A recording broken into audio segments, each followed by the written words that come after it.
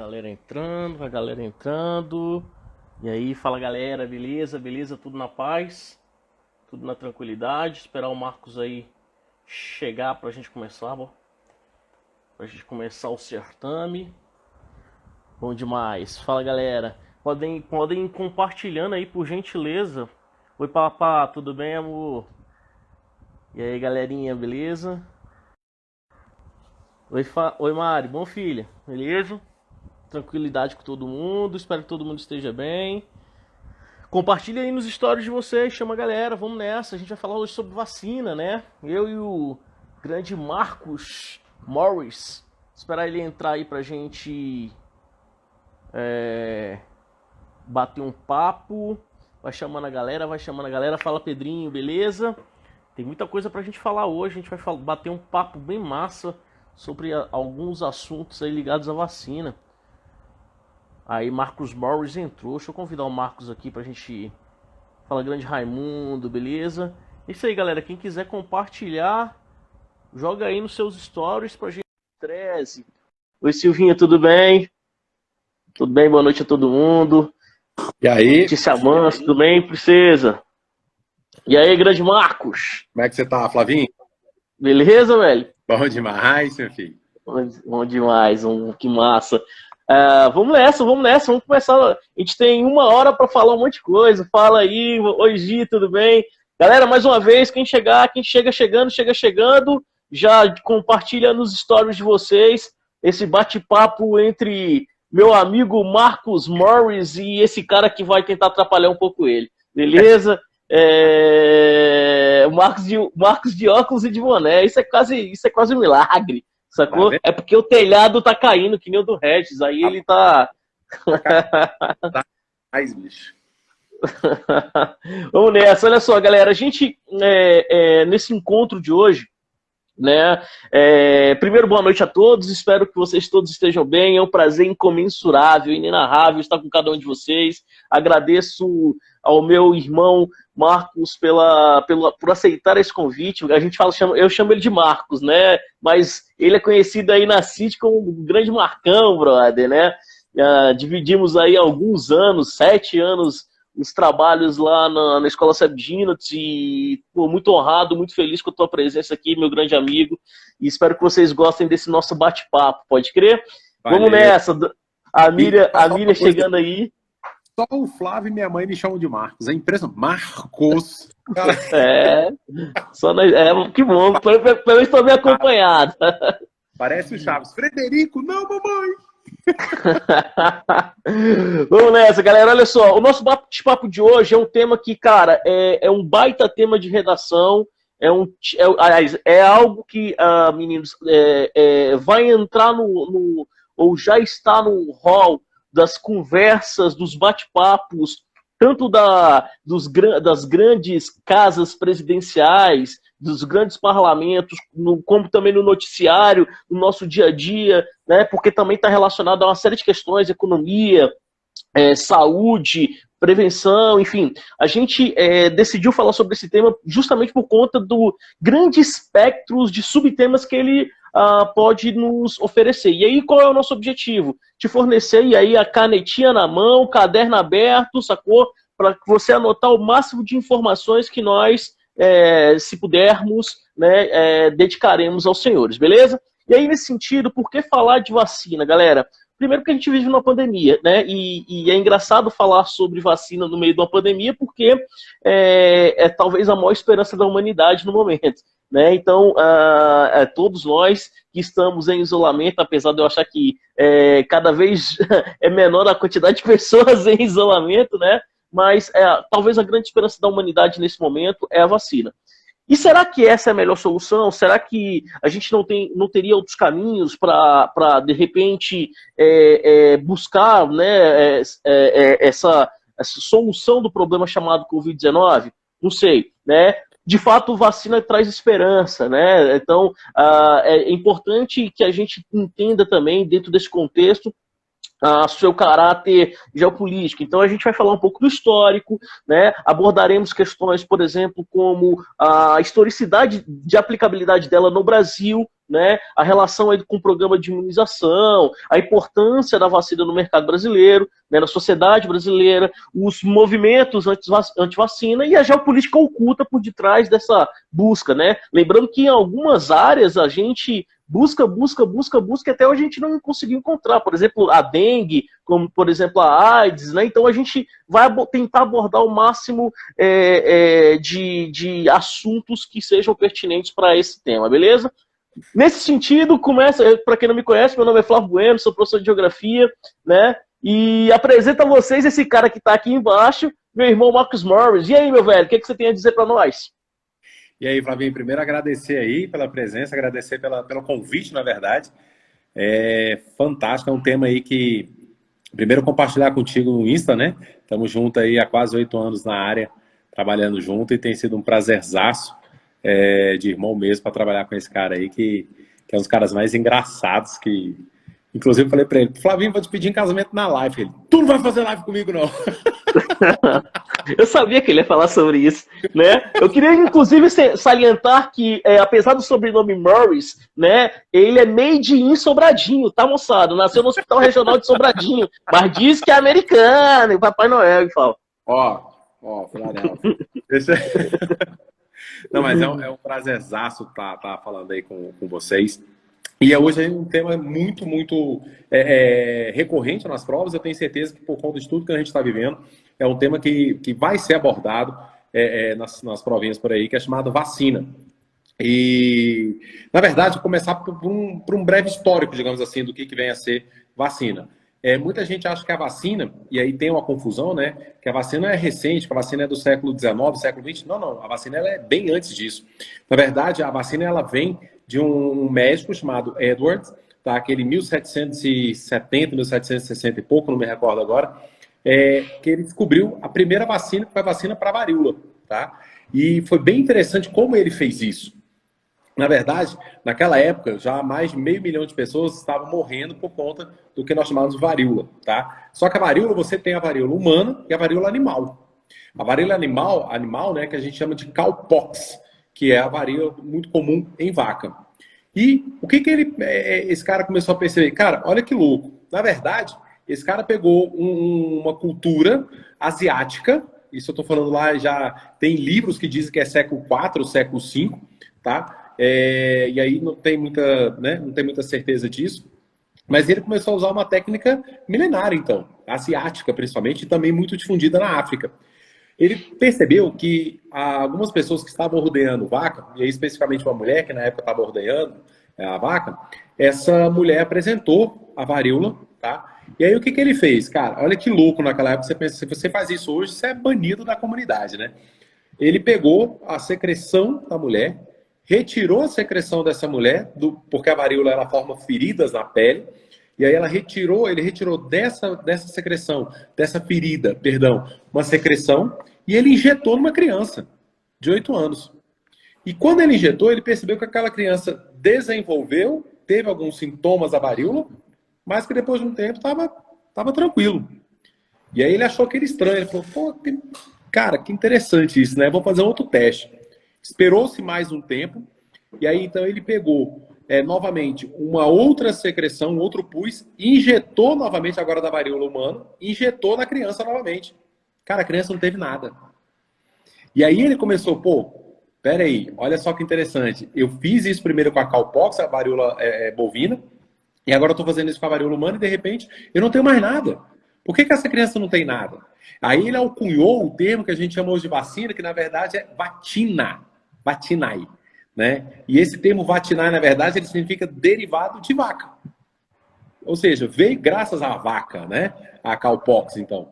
E aí, quando ele injetou isso na criança, ele percebeu, ele falou, pô, isso aqui tá interessante para mim. E aí começa, né? Ele no início foi rejeitado pela forma como ele fez. Cara, o cara injetou no próprio filho. Ele pegou e injetou na criança lá no próprio filho, e teve também efeitos, teve também resultados muito bons. E ele falou, não, peraí, eu estou chegando a alguma conclusão muito boa isso aqui. Óbvio que naquela época ele não sabia, né, os termos anticorpos, antígenos ainda estavam sendo estudados, né, aquilo tudo. Mas, em seguida, o que ele fez? Ele começou a testar isso e mostrou um padrão. E ele tentou publicar isso e foi rejeitado. A publicação dele foi rejeitada. Falaram, não, cara, o que você está fazendo? Pô, você está inoculando em criança, você é louco, não sei o que e tal. Em 1787, 88, é que veio a credibilidade dele. Aí a Associação Inglesa de Medicina resolveu publicar o trabalho dele e falar, não, peraí, né? O cara tem algum senso aqui, né? E aí começa assim, então, em 1770, 1760, não me lembro a data, a primeira vacina para varíola. E aí a ciência, né, Flavinho, cara, a ciência ela é muito louca, né? Ela anda de uma forma muito rápida. E aí, então, na verdade, o que começaram? Vários cientistas pegaram o experimento dele, né, chamado variolação, essa técnica milenar chamada variolação. Esses cientistas pegaram esse experimento dele e falaram, cara, a gente tem que fazer alguma coisa. Esse cara acertou de uma forma muito ímpar, né? Então vamos usar a mesma técnica dele. Aí você tem em seguida a vacina para raiva. Aí você começa a ter a vacina para febre amarela. Aí você começa a ter a vacina de uma série de coisas. O mundo começa a andar numa coisa surreal, tá? Os cientistas começam a acelerar esses processos, principalmente das doenças que na época se matavam mais, né? E uma coisa importante a gente definir isso. Vamos pegar esse histórico que eu dei agora e vamos tentar definir o que é uma vacina. Olha o que o cara fez. Ele pegou uma secreção de alguém que estava contaminado e injetou. Na verdade, hoje, a vacina a gente define como sendo o quê? Uma solução na qual você vai conter ou o micro-organismo, esse micro-organismo pode estar atenuado, pode sair inativo, ou você vai conter o que a gente chama de partes desse micro-organismo. Eu posso construir uma vacina com uma proteína, posso construir uma vacina, inclusive, que é uma vacina, uma das mais modernas hoje, vacina de DNA. Os caras estão brincando com o DNA dos micro-organismos, né? E aí, então, começa-se uma corrida em busca disso. E a vacina, o que ela faz no nosso corpo? Que isso é uma coisa importante, galera. E aí, depois a gente vai discutir uma outra coisa aí, tá? Com vocês. A vacina, por que ela é tão importante? A vacina, ela cria no nosso corpo uma resposta de uma memória. Ela vai criar uma resposta a longo prazo, tá? E ela vai criando memórias no nosso corpo. Então, quando você tem uma determinada doença, você ganhou uma vacina, aquela substância, aquele micro-organismo, desenvolveu no teu corpo e meio que enganou o teu corpo uma memória imunológica. E aí depois você tem aquela doença, teu corpo já, peraí, olha aqui, ó, reconheço isso. Aí ele começa a produzir anticorpos de uma forma muito rápida, né? E essa é a diferença do soro. O soro, na verdade, ele tem uma resposta imediata, mas ele age ali e acabou. Então, se eu for lá, pisei num prego, vou no hospital tomar um soro antitetânico, porque eu preciso combater na hora. Se daqui 2 meses eu furei o pé de novo, eu tenho que ir de novo. Tá? Agora não, com uma vacina, furei o pé, tomei o soro, tomei uma vacina. Tomei, cara, daqui 2 meses furei de novo, eu tô resguardado. O meu corpo já reconhece aquela substância, meu corpo já começa a criar aquela memória imunológica, e aí, no mesmo tempo que eu tomo a vacina, o processo é lento, assim que eu tenho o problema em si, a resposta é muito rápida. E aí pronto, eu estou imunizado, né? E aí a gente não pode confundir, galera, com a chamada, que muita gente está falando do Covid, Flavinho com certeza já ouviu essa expressão, imunidade de rebanho. Alguns países, como a própria Suécia, falou, cara, não tem isolamento não, vamos todo mundo para a rua, abre negócio, abre comércio, tudo tal. É meio loucura assim, né? Sendo que a OMS decretou que é uma pandemia, né? Mas tudo bem, cada um age do jeito que quer aí, né? Não tô julgando ninguém. Mas o que acontece? Essa imunidade de rebanho, com a vacina, ela facilita. Que era o sarampo, cara. O sarampo até 2008, o Flavinho sabe disso, não tinha mais no Brasil, estava erradicado. Aí de 2009 começa a aumentar no Brasil o tal do antivacina, pronto, olha o sarampo aí hoje. Tá bombando, né? Tá no hit de paradas aí. E aí uma coisa que é legal, que ao mesmo tempo que isso foi uma coisa muito positiva, aqui no Brasil teve um problema muito sério, né, cara? Que aqui no Brasil começou a varíola também a matar. E aí, o tal do, né, que todo mundo acha lá, do Carlos Chagas, né? O Oswaldo Cruz, aliás, perdão, não, o cara, ele começou a estipular o negócio da vacina, né? E aí no Brasil você teve um escândalo disso aí, né? Escândalo total. É engraçado como que as coisas se difundem, né? Meninos, o Eduardo Gerrer, que é o criador da vacina, né? Ele é usado numa obra da geografia do final do século XVIII, mais precisamente de 1790, a parte 1 e a segunda edição de 1798, que é o Ensaios sobre a População do Thomas Malthus. Bom, meninos, não se esqueçam que o período na qual o Marcos referendou, né, é o período de primeira revolução industrial. Portanto, é um período que a gente tem um inchamento das áreas urbanas. E aí, consequentemente, nós temos o quê? Saneamento básico capaz de responder à demanda populacional? Não. Acúmulo de lixo pra caramba. E as moradias, né, as áreas urbanas sendo pautadas na constituição de cortiços, né? O que são os cortiços, meninos? Aí é conceitual, tá? É uma área, uma localização edificante, né? Que concentra várias pessoas usando apenas um sistema sanitário em comum. Né? E aí, velho, aí vem o problema, né? Poluição dos recursos hídricos, né? Esse acúmulo de lixo propagando doença numa velocidade absurda. E aí, por que o Eduardo Gerrer é utilizado pelo Thomas Malthus? Porque ele afirma que que a lógica das doenças, né, sobretudo a varíola, né, no caso, né, poderia ser um dos controladores populacionais. Né? Então ele avalia isso como as doenças, né, os controladores sociais, né, fundamentados a partir dessa lógica, né, e que a vacina poderia, inclusive, gerar um problema. O Thomas Malthus fala isso, né? Tanto é que depois o Nick Polkin, que é um outro inglês também brilhante, um economista brilhante do século XIX, fala o seguinte, né, que se tem alguém demais no planeta, esse alguém demais era o Thomas Malthus, né, porque ele falava justamente desse controle, inclusive criticando, né, a intervenção do Estado. Aliás, as primeiras críticas às políticas assistencialistas do Estado remontam à Inglaterra do século XVIII, início do século XIX. Então, é só para a gente fazer um paralelo histórico, como que as coisas elas não estão desconexas, né? As coisas estão fortemente integradas. Tanto é que, cara, a gente tem como o Marcos falou, a gente tinha a varíola matando moçada, 400 a meio milhão de pessoas todos os anos. Só que você tinha o primeiro bilhão de habitantes, nós só vamos atingir em 1830. Vejam, então, proporcionalmente, olha a quantidade de pessoas que morriam todos os anos. Então, era preciso fazer alguma coisa, né, para, de alguma forma, controlar esse morticínio, né, essa mortandade tão elevada.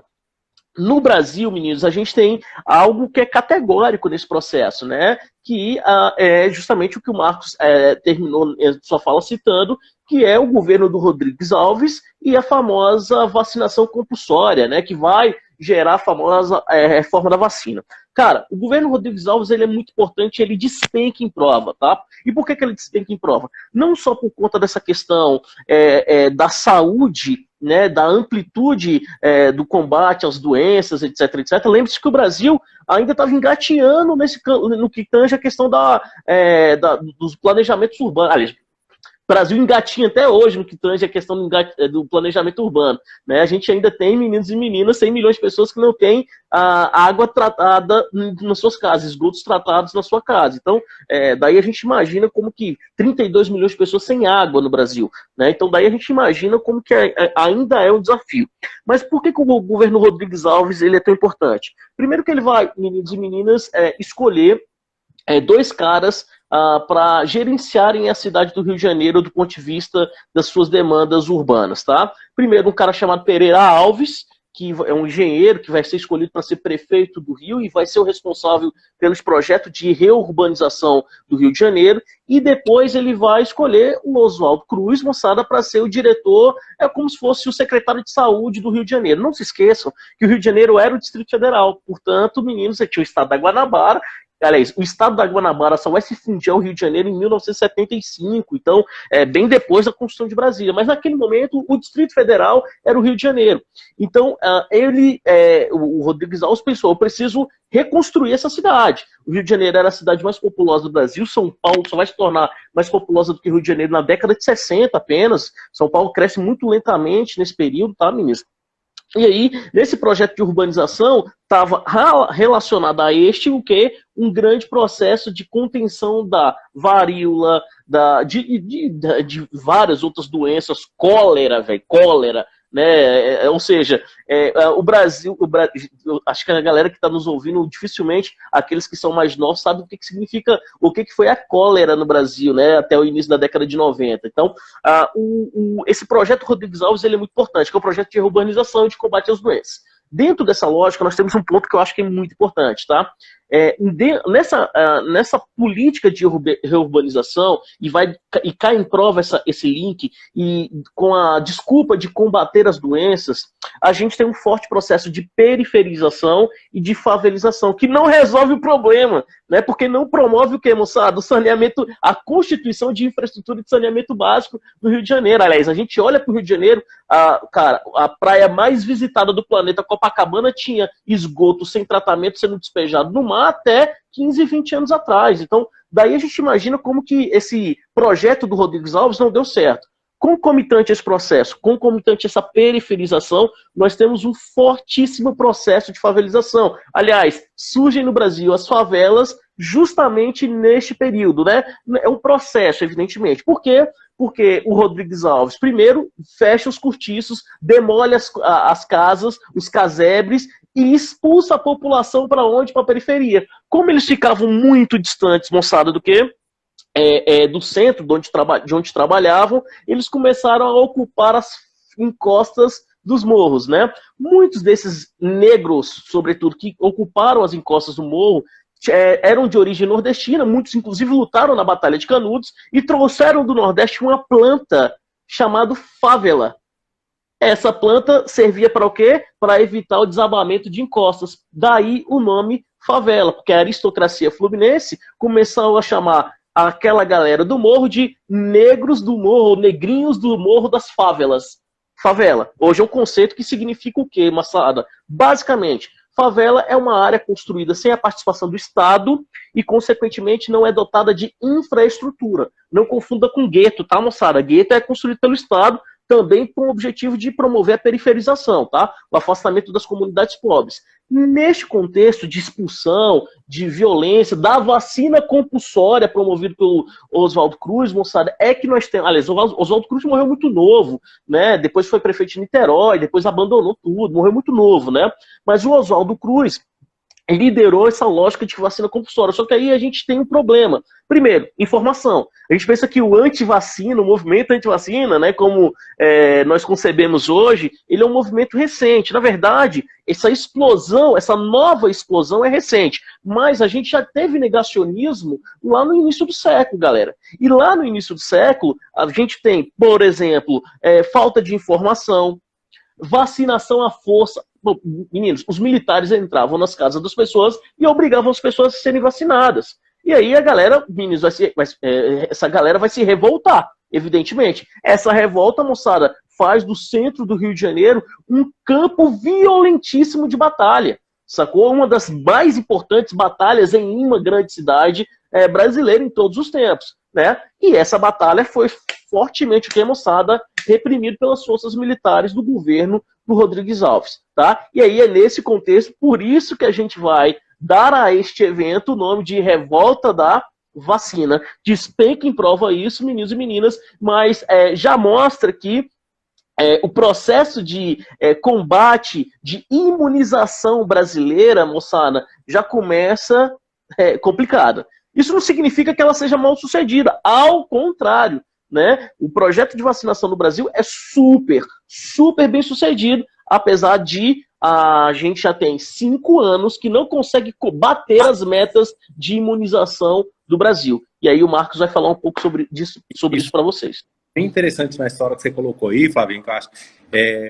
Na mesma época que o Rodrigo Alves estava essa coisa toda, com a varíola, que estava matando muito, o governo na época também estava preocupado, principalmente com a peste e também com a febre amarela.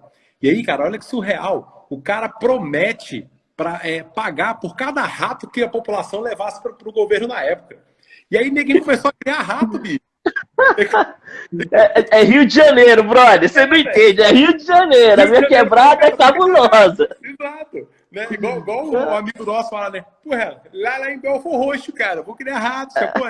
Aí, ligadão das quebradas, tá ligado? A galera começou a criar rato, velho. O Rodrigues Alves vende o projeto de criar, de cada rato entregue valeria R$1.000, uma grana lá, uma Dilma, qualquer R$1 lá, sacou? E, velho, a galera começou a fazer o quê? Criar rato no Rio de Janeiro. É mole? Então, daí você já imagina, aliás, eu brinco sempre dizendo que a nossa crise ela é mais civilizatória do que qualquer outra coisa. E não é de hoje, né, moçada? O país que nasceu antes de se transformar numa nação. E aí, uma coisa que o Flavinho falou, galera, que é bem importante, o Brasil ele tem, né, como é que chama? Ele sempre trabalhou com um programa muito bom em questão de vacinação, e à medida que as vacinas vão surgindo, né, que novas doenças vão surgindo, começa a ser uma busca incessante por aquelas vacinas, tá? Por exemplo, isso um passado, né, não muito distante, na verdade, quando começa a surgir novamente, acho que em 2008, 2006, não me recordo agora, a chamada gripe suína, tá? O H1N1, que é hematoglobulina, neuramidase o nome. Cara, quando aquilo foi encontrado primeira vez no México, cara, o México ele fechou o país, falou, não, peraí, deixa eu fechar aqui, porque tem algo sério aqui acontecendo, né? E aí o que aconteceu? Quando os cientistas foram lá estudar, uma variável que poderia, uma proteína, né, que era encontrada, por exemplo, na gripe espanhola. Cara, olha que louco, velho. Não é, tá? Mas por que isso? Porque os vírus, eles têm uma capacidade, galera, de mutação muito forte. São estruturas celulares com uma capacidade violentíssima de mutação. Então, muita gente pergunta, né? Marcão, por que a vacina, por exemplo, da gripe não funciona para o SARS, que é um tipo de influenza? Porque é outra mutação, é outra variável, tá? E se você tiver, porventura, né? Deus queira que não tenhamos o Covid-20, sei lá, o Covid-21, né? Não necessariamente essa vacina que estão começando a produzir agora e testar, isso vai funcionar, tá? Então a gente tem que tomar muito cuidado com isso. Mas voltando um pouquinho no que o Flávio falou, o Brasil ele começa a perder um pouco, tá? Da questão da importância da vacinação, isso no mundo todo. Por quê? Um cientista inglês, um médico inglês, na verdade, ele publicou numa revista chamada Lancet, Lancet, não me lembro agora o nome da revista, que foi a mesma que publicou o negócio com a hidroxicloroquina, tá? E ele simplesmente colocou lá que vacina estava relacionada com autismo. Cara, começa aí o movimento chamado antivacina. Tá? Começa aí o movimento antivacina. E o cara, simplesmente, depois a revista se desculpou, a revista pediu desculpa por isso, tá? Porque a revista falou, não, cara, depois que eles viram que o cara forjou o resultado, né? Então, só que infelizmente, muita gente começou a entrar nessa aí, e hoje você tem um movimento muito grande. Nos Estados Unidos, um dos maiores defensores do antivacina é um dos familiares do Kennedy. O nome dele é Robert Kennedy, ele, não sei qual é o estado dele agora, mas é um dos caras que mais defende o antivacina.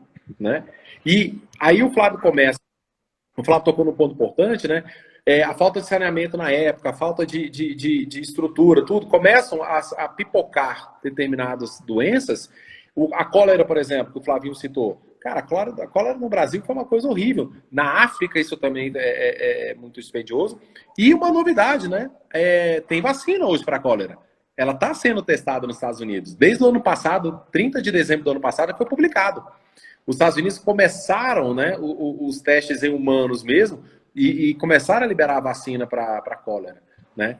Galera, se você for parar para pensar, cara, dentre as doenças que mais matam no mundo hoje, tá?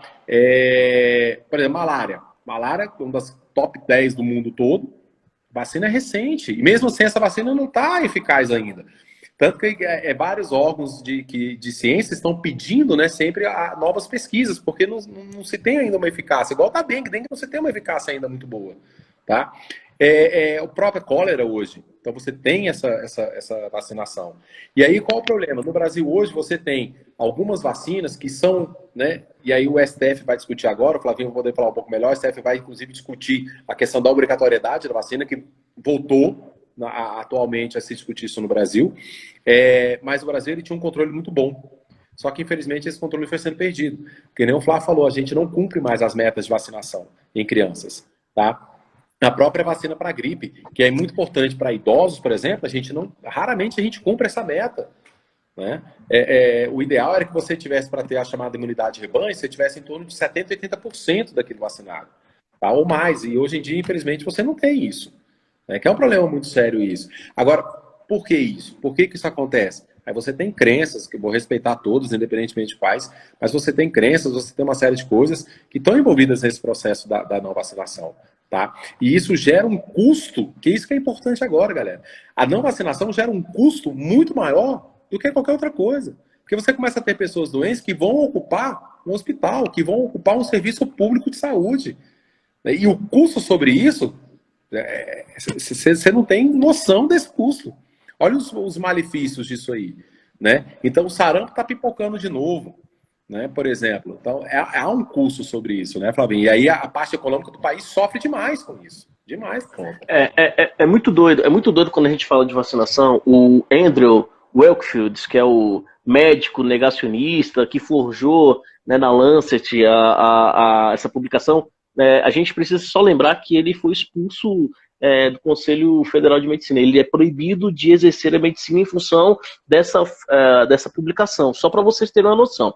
Mas a gente vive na era da pós-verdade, né? O Gui Duarte, né, e meu amigo Raimundo Carvalho acabou de citar aí a questão da fake news, né? A internet, ela deu voz aos idiotas, né? Ou seja, as coisas se propagam numa velocidade absurda, né? E ela se propaga e não necessariamente se comprovam. Aliás, o TSE está feito agora uma propaganda sobre fake news bastante interessante, né? Porque as verdades precisam ser propagadas, né? Mas a gente não pode confundir fato com opinião. A opinião pode ser emanada, mas ela pode virar verdade porque simplesmente o cara acha que é verdade, né? E cara, a gente está falando de 2008. 2008 é um ano muito emblemático. É a mudança, meninos e meninas, do patamar do desenvolvimento de política no mundo. Ué, Flávio, por que você está falando de 2008? Porque em 2008, moçada, nós temos a eleição do Obama.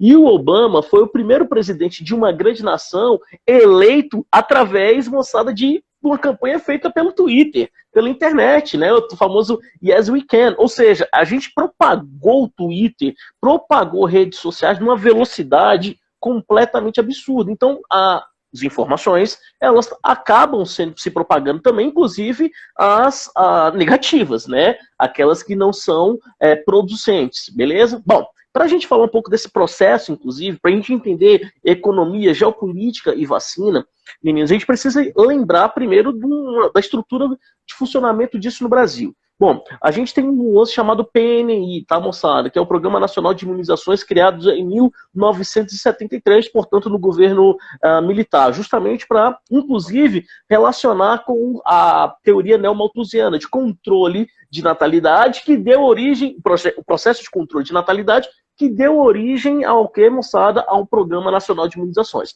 Na década de 80, nós temos dois marcos bastante significativos.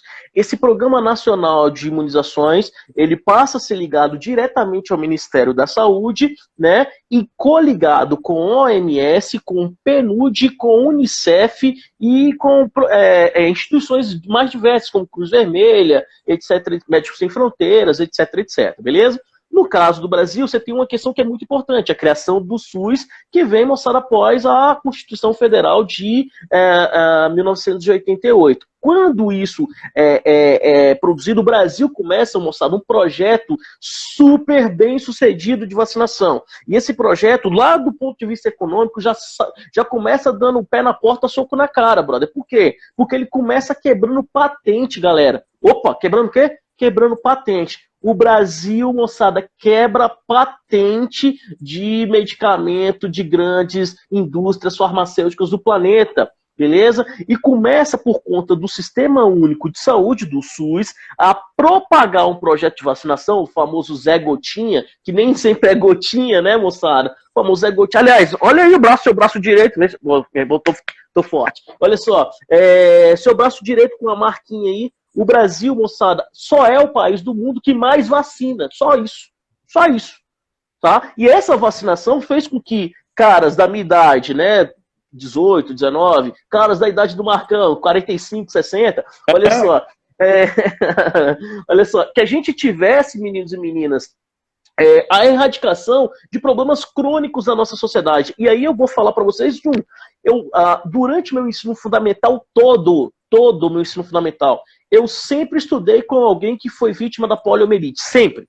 Eu sou aluno de escola pública e mesmo quando estudei na escola particular, no começo da minha vida educacional, eu sempre tive alguém nas minhas aulas, moçada, companheira de sala, brother de sala, que foi vítima da poliomielite.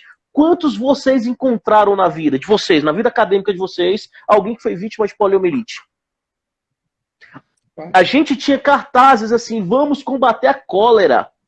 Essas propagandas que nós temos contra a dengue, a gente tinha contra a cólera, contra o sarampo, a rubéola, a catapora, a cachumba, a meningite. Eu estou falando de algumas...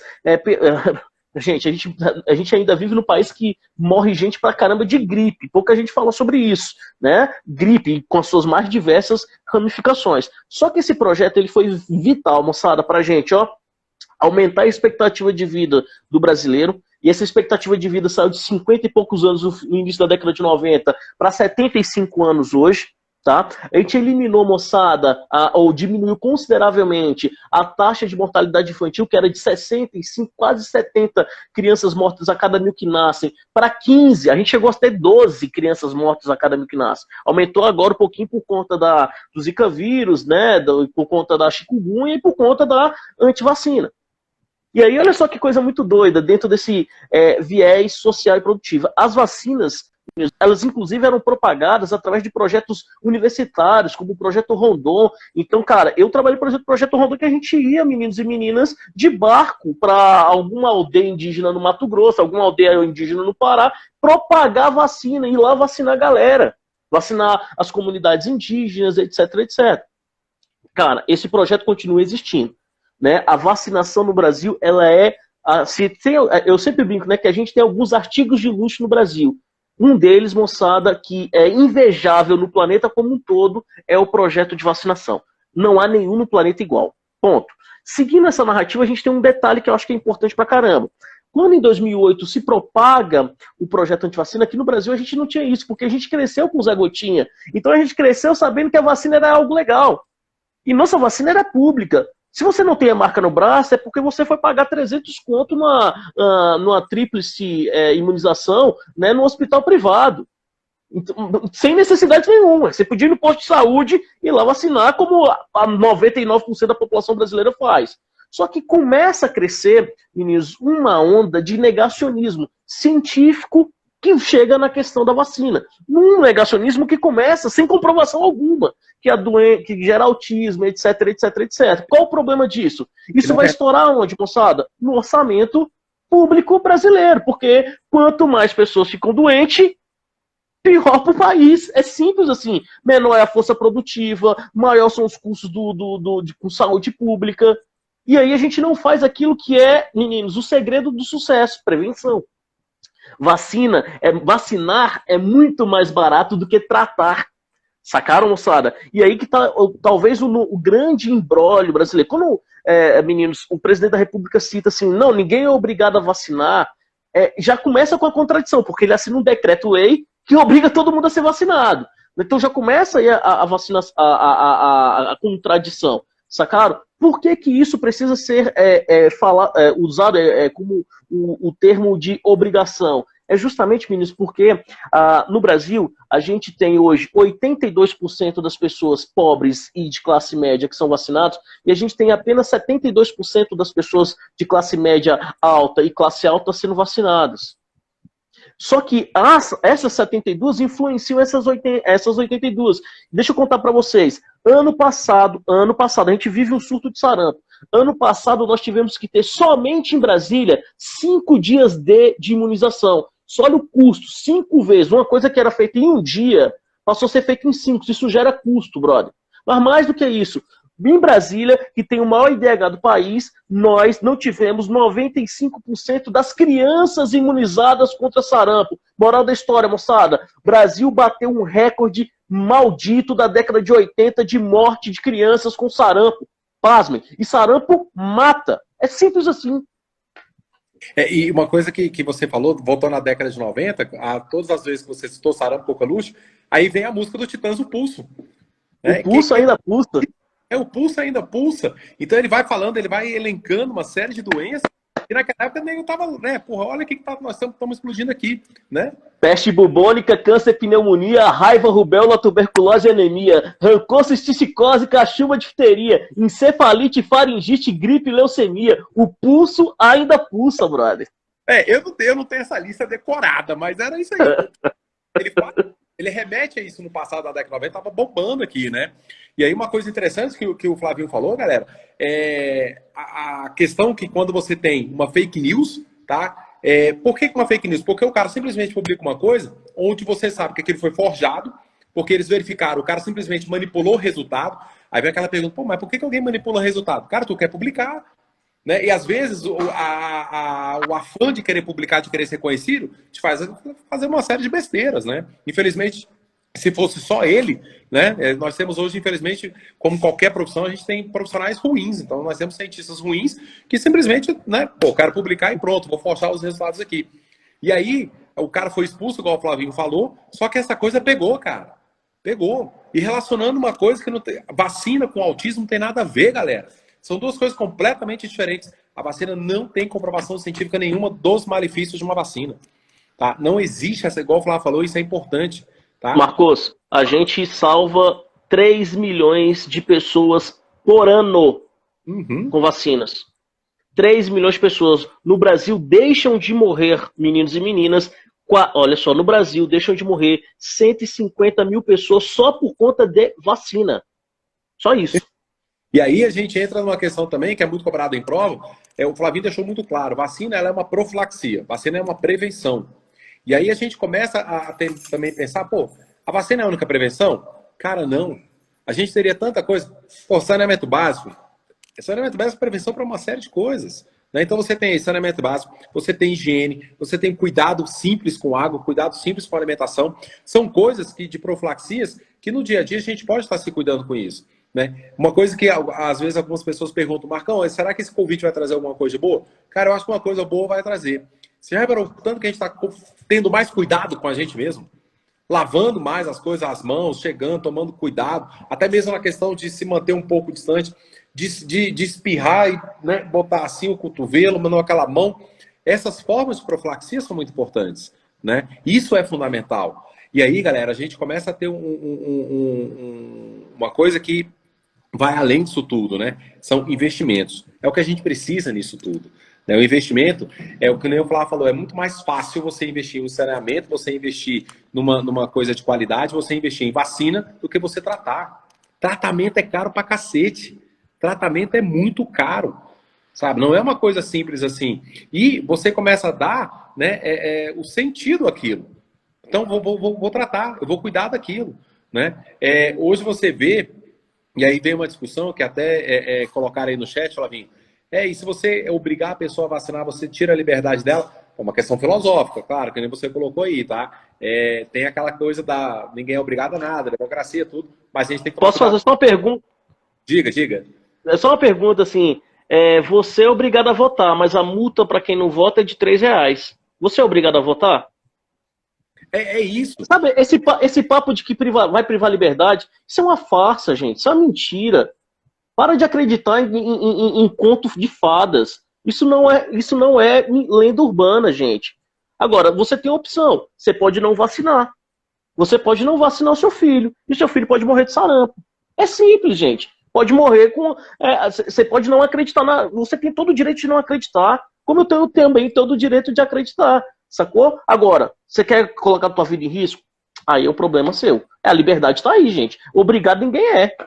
Nos Estados Unidos, por exemplo, os médicos e os hospitais, quando eles percebem que uma doença ela pode ser tratada com uma determinada vacina, mas não querem, embora haja uma liberdade, os hospitais têm também a liberdade de entrar na justiça e requerer aquilo. Sabe? Dizendo, olha, isso aqui pode causar um problema maior à sociedade como tal, se espalhar. Porque hoje, galera, a busca pelas vacinas ela está muito grande.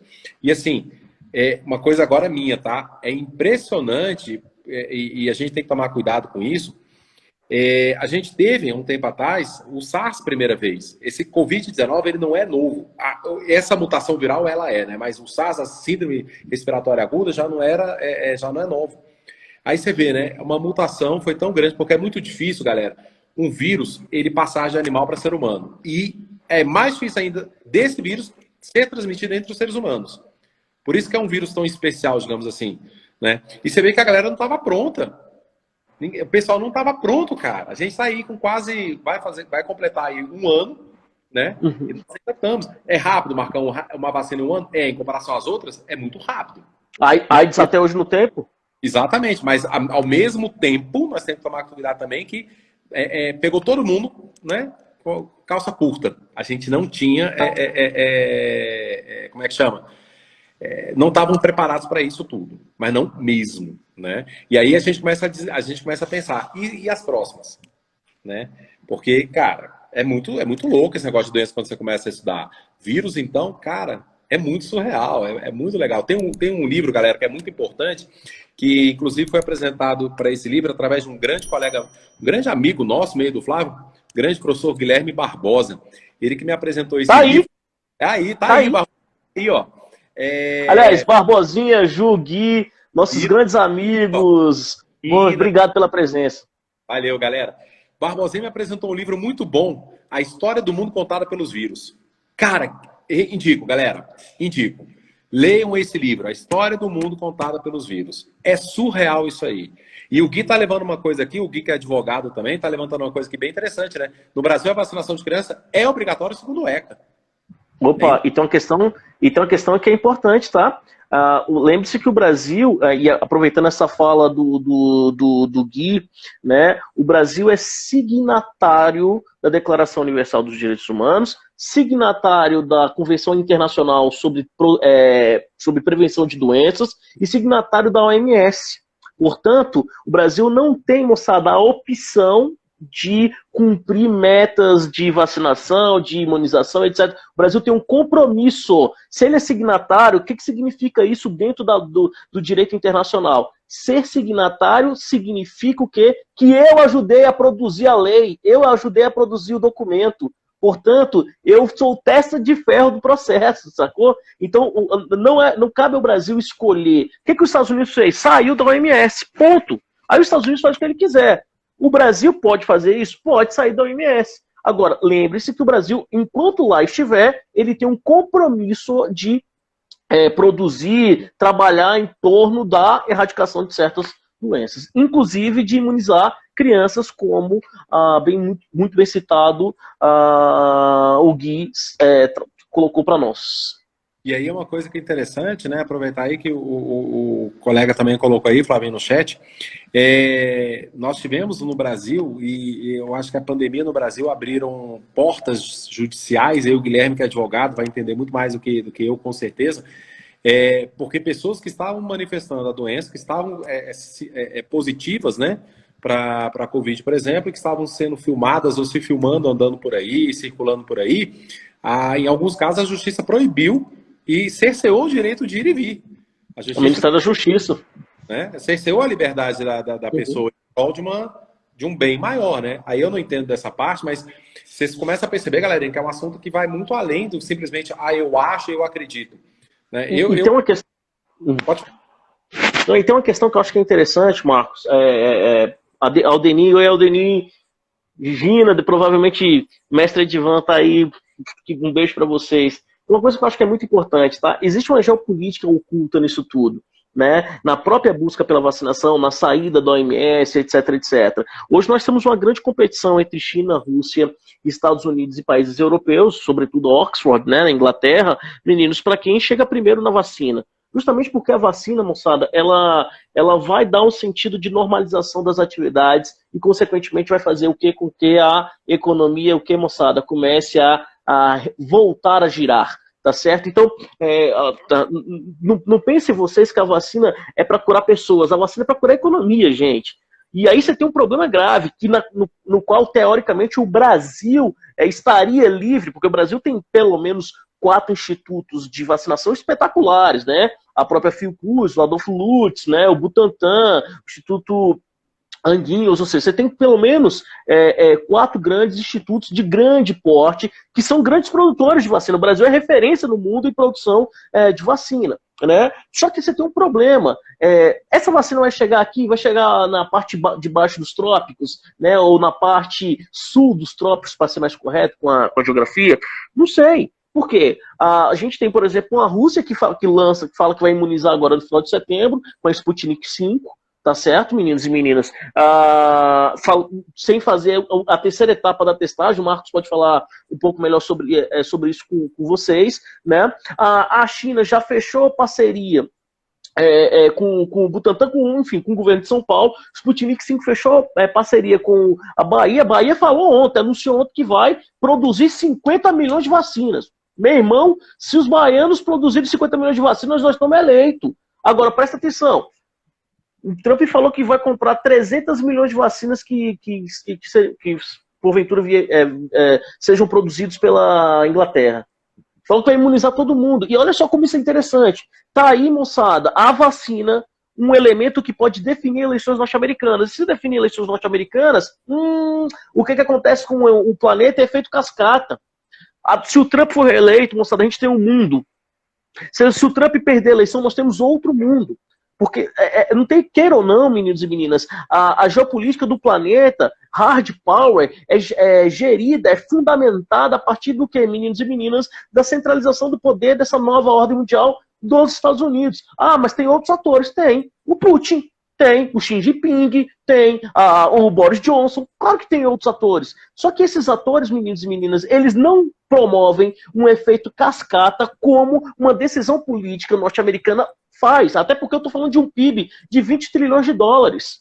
E aí, mais uma vez, olha só a disputa geopolítica. O Trump fala que vai imunizar primeiro os norte-americanos e que se exploda o resto. Aí aparece o Putin, aparece a Angela Merkel, aparece o Xi Jinping falando o seguinte, que vacina é algo que não pode, numa pandemia, algo que não pode ser cobrado, vamos imunizar todo mundo. Mas a gente tem dentro desse processo uma parada chamada indústria farmacêutica. Indústria farmacêutica, meu irmão, foi pega, como o Marcão disse, com o quê? Com as calças curtas, velho. Por quê? A indústria farmacêutica ela não está acostumada a fazer vacina, ela está acostumada a fazer remédio. Ela não está acostumada a produzir, moça, prevenir. Ela está acostumada a remediar. Vocês entendem isso? A cadeia produtiva toda era pautada para isso. E de uma hora para outra eles tiveram que fazer o quê? Reorganizar sua cadeia produtiva para o quê? Para produzir vacina. E eles não estavam preparados para isso. A maior indústria farmacêutica do mundo, moçada, a Baia, está ferrada. Estão colocando a grana que eles têm na Alemanha, moçada, para produzir alguma coisa ligada à vacina e não conseguem. E aí, nesse meio termo, nós temos quem? A América Latina, Índia, a Rússia acabou de fechar para 100 milhões de vacinas para a Índia. Só que a Índia, moçada, tem 1,4 bilhões de pessoas. Indonésia, África. E aí o Brasil, com mais de 4 bilhões de casos, quase 4 milhões, mais de 4 milhões de casos, com 130 mil mortos. Então a situação ainda é muito complexa. A vacina não vai resolver o problema das pessoas, mas ela vai dar um sentido de normalidade e vai resolver, moçada, o problema da economia. Teoricamente, quando tem uma vacina, essa vacina vai fazer o quê, moçada? Se bem que no Brasil, mais uma vez, a crise é civilizatória, né? As praias estão cheias, a Chapada está lotada, Pirinópolis está com lotação máxima, os bares de Águas Claras estão também lotados, o brasileiro é imune à Covid-19. Pelo menos no mundo, no conto de fadas do brasileiro típico. E aí uma coisa interessante que você falou, Flavinho, que eu acho bem legal, por exemplo, a questão das fases de segurança, né? Essas vacinas que estão aí por vir, na verdade não é que elas pularam a fase de segurança, tá? É que muita gente confunde isso. Elas passaram pelas fases de segurança, elas só estão pulando o teste em humanos, em pré-seleção de humanos, tá? Mas a segurança delas foi feita. Tá? E assim, um órgão que você pode ter certeza que é um órgão que você tem uma credibilidade é a FDA. A FDA é um órgão de alta credibilidade mundial. Então, essa vacina que lá está sendo liberada agora para testes, você pode ter certeza que foi o teste de segurança básico e necessário, ele passou. Tá? Todas essas vacinas que estão por aí. E aí muita gente até perguntou, se tiver vacina, você vai tomar? Cara, eu tomo, mas também tem gente que prefiro esperar algumas vacinas e tal. Beleza, isso é normal, tá? Não estamos aqui para julgar, não estamos aqui para dizer quem deve. Não, tá? Primeiro porque deve ter um escalonamento para quem deve primeiro. E esse escalonamento aí, junto com os órgãos governamentais todos, tá? Marcão, deixa eu aproveitar e te fazer uma pergunta. Cara, essas vacinas não chegam a crianças, tá, galera? No primeiro momento, elas não vão chegar às crianças porque eles têm muita dificuldade de dosagem. Fala um pouco sobre isso também, Marcão, pra gente. Desculpa, cortou, Flavinho? Sobre a dosagem, parece que essa vacina ela vai chegar para adultos, né? Mas a gente não consegue imunizar as crianças pelo menos nessa primeira leva, porque diz que um dos grandes problemas é a questão da dosagem, né? Isso, porque aí que você tem uma questão da dosagem que pode causar um efeito prejudicial nas crianças, porque o sistema imunológico ainda não está bem formado. Então, isso é um estudo que a Oxford está promovendo agora, tá, nessa construção, junto com a FDA, para ver será que até que idade, na verdade, até que ponto que as crianças vão poder tomar isso ou não. Mas, a princípio, seria só para os adultos mesmo, igual o Flavinho falou. Né? E isso é uma coisa importante, galera. Assim que surge uma vacina, a gente tem que ir aos poucos. Não é uma coisa também. Por isso que o escalonamento é importante, meu. Tá? E aí uma coisa que o Flavinho falou que é muito importante é o isolamento social, o distanciamento, mas você tem medidas de segurança também. Desde que você cumpra essas medidas de segurança, galera, tá? E são medidas que não são assim, não são criadas por órgãos brasileiros, americanos, não. É criado por uma Organização Mundial da Saúde, na qual ela fala de distanciamento de 1,5 m a 2 metros, uso de máscaras, álcool em gel, essas coisas. Então, isso aí são coisas que nem a gente falou, a gente tem que aproveitar e incorporar isso no nosso dia a dia agora. A gente tem que incorporar isso, tá? Eu não sei, o Flavinho sabe melhor essas últimas taxas, tá? Mas segundo o estudo da Universidade de Brasília agora, Flavinho, saiu, acho que foi ontem, né? Pela primeira vez, só tem uma queda, né? Especificamente, né? Aí muita gente já está falando da imunidade de rebanho. Ainda é cedo para falar isso. Tá? Ainda é cedo. Na Suécia... Até porque a gente não sabe se vai ter uma segunda onda, né? Exatamente, é isso que se discute ainda, né? Ninguém sabe dessa segunda onda ainda, tá? Mas eu acho que é bem interessante, só complementando aqui, que o Flavinho falou da eleição, um dos pontos mais importantes que eu vi do Biden agora foi o fato do Biden não ter os comícios. Isso fez ele ganhar voto. Enquanto que o Trump começou a aglomerar e ele deixou bem claro, né? Usa máscara quem quiser, não é obrigado a usar máscara não no comício. O Biden ele não fez nenhum comício. O Joe Biden ele tá na dele. Ele tá quieto. Isso, o Flávio falou, isso pode decidir uma eleição. Não só isso, mas os atuais conflitos raciais também, o Black Lives Matter é outro ponto. Certamente isso pode levar à definição de uma eleição americana. Eu brinco dizendo que essa eleição norte-americana ela é mais importante do que a eleição entre Al Gore e Bush lá em 2000. Né? Ela pode ser mais decisiva para os novos rumos da sociedade mundial, da comunidade internacional, né, do que aquela eleição do Bush. E olha que o Bush teve, né, o 11 de setembro e tal, etc, etc. Essa eleição ela é extremamente perigosa. E não estou dizendo de candidato X ou de candidato Y, apesar de eu achar que o Trump tem que perder.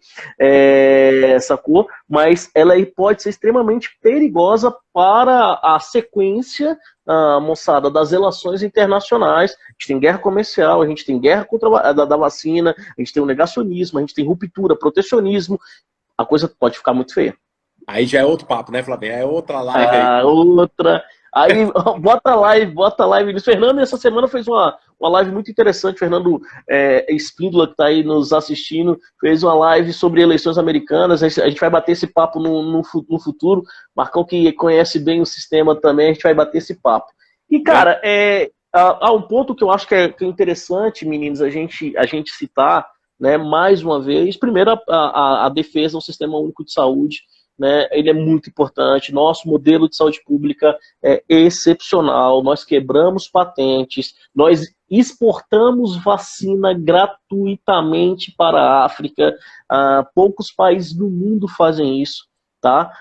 Eu tive a oportunidade de ver isso, moçada, em alguns lugares, é muito fera o projeto que o Brasil desenvolve. Então, primeiro, cuidado ao negar a ciência, né? Vamos escutar. Aliás, nós chegamos a um patamar, meninos e meninas, que eu já vi a internet virar especialista em educação, né? Eu vi a internet virar especialista em economia, especialista em política. Eu só não sabia que a internet conseguiria se desenvolver ao ponto de virar especialista em epidemiologia, etc, etc. Então tomem cuidado com as informações. Opinião não é, moçada, dado, não é verdade absoluta. Cuidado com isso. e vamos tentar, né, descobrir se no futuro próximo a gente está de fato imune, esperar as vacinas que estão por vir, né, para a gente descobrir de fato se a gente vai estar imune ou não, né, o sistema precisa pensar nisso. E eu queria aproveitar, a gente já está encerrando, agradecer ao meu amigo Marcos Morris por esse encontro. A gente tem 15 segundos, Marcão, despede aí da galera. Galera, brigadão, valeu, irmão Flavinho, foi uma honra, foi um orgulho, foi muito, muito bom. Galera, brigadão pela presença de todos vocês aí, foi muito bom ver todos vocês. Desculpa não citar o nome.